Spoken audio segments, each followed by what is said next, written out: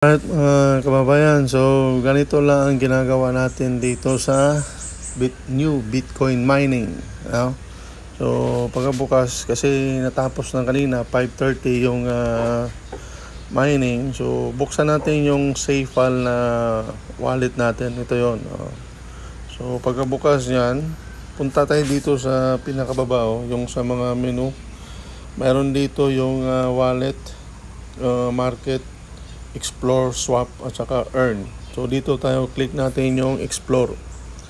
Pagka-click mo ng explore, dito sa search bar nakalagay na kasi yung nasa search history na kasi yung link ko So yan, i-click ko lang yung link ko.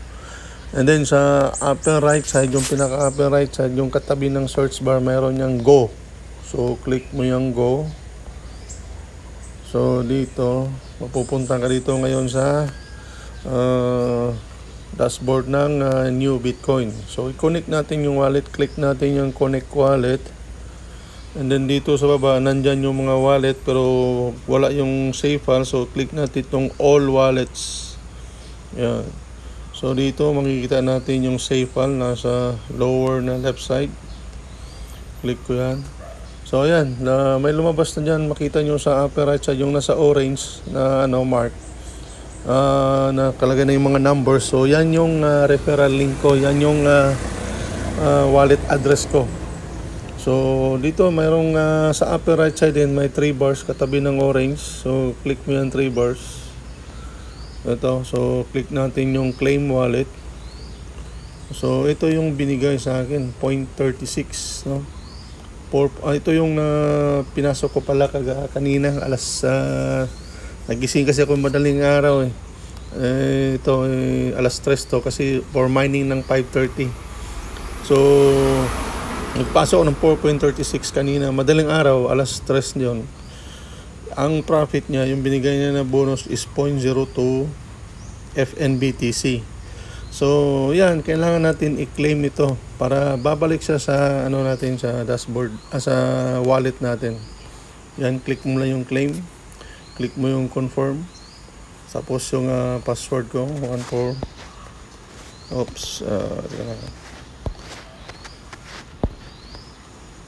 Ayan, processing. So 0.02 kanina, 11 lang yun, di ba? Makita nyo, $11 yun yung laman sa wallet. Ayan, na-claim na siya. Ito, i-claim din natin. So confirm, password ulit.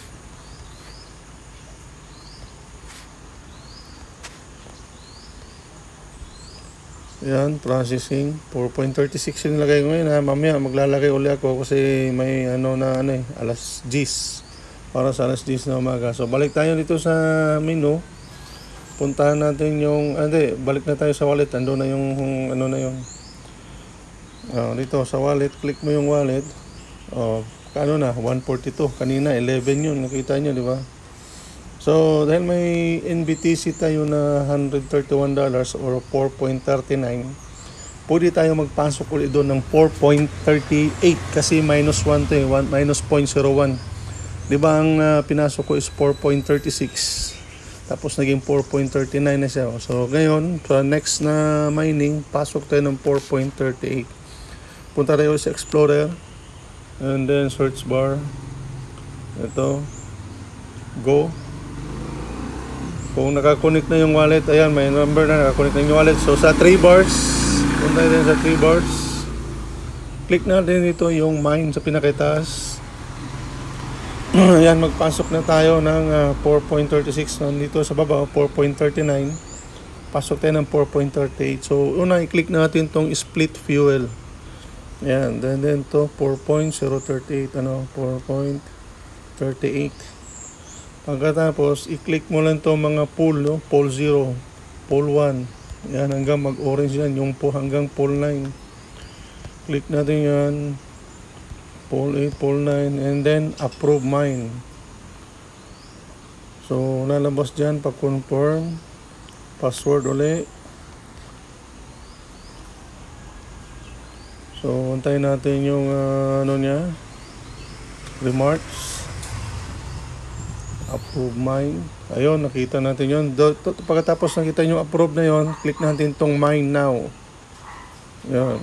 confirm, password ulit.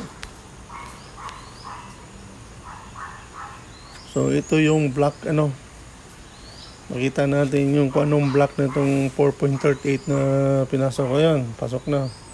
So nandito sa taas, ito ay block 1775. Ito ay mag-expire in 3 hours and 15 minutes. So mga alas 10 yan dito sa Pinas.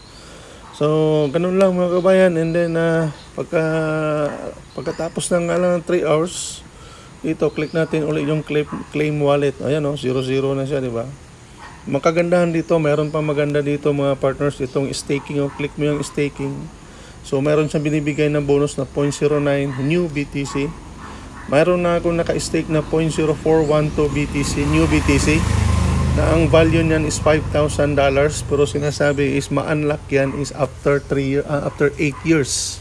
So tagal pa, so wag na lang nating wag na natin pansinin yan, kundi kung ibigay, kung aabot ng 8 years, maganda, no?